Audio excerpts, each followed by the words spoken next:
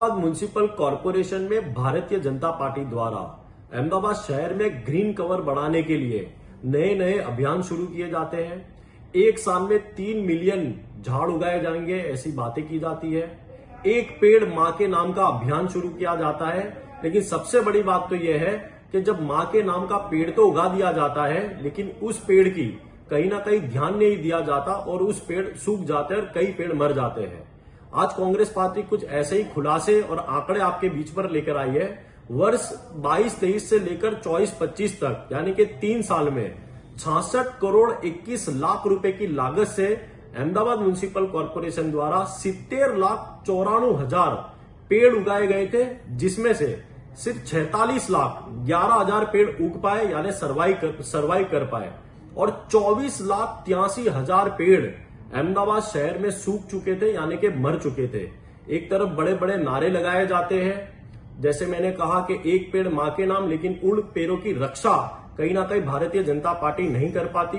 और सबसे बड़ी बात तो यह है कि अहमदाबाद म्युनिसिपल कॉरपोरेशन का गार्डन डिपार्टमेंट जब इतने सारे पेड़ करीबन 24,83,000 पेड़ सूख जाते हो पिछले 3 वर्ष में, तो कहीं ना कहीं भारतीय जनता पार्टी और गार्डन डिपार्टमेंट की बेदरकारी दिखाई देती है। और सबसे बड़ी बात तो यह है कि पिछले 4 साल में गार्डन डिपार्टमेंट के द्वारा 323 कॉन्ट्रैक्टर को कोटेशन में काम दिया गया, यानी कि कोई टेंडर की प्रक्रिया नहीं की गई। सिर्फ कोटेशन में करोड़ों रुपए की लागत के पेड़ उनके जानीते मानीते कॉन्ट्रैक्टरों को देने में आए, जिसमें 71 सिंगल टेंडर 71 सिंगल टेंडर में काम दिए गए। और आज तक यदि 24.5 लाख से अधिक पेड़ सूख जाते हो, लेकिन फिर भी सबसे बड़ी बात और दुख की बात तो यह है कि एक भी कॉन्ट्रैक्टर को भारतीय जनता पार्टी और अहमदाबाद म्युनिसिपल कॉरपोरेशन द्वारा आज तक गार्डन डिपार्टमेंट में ब्लैकलिस्ट नहीं किया गया है।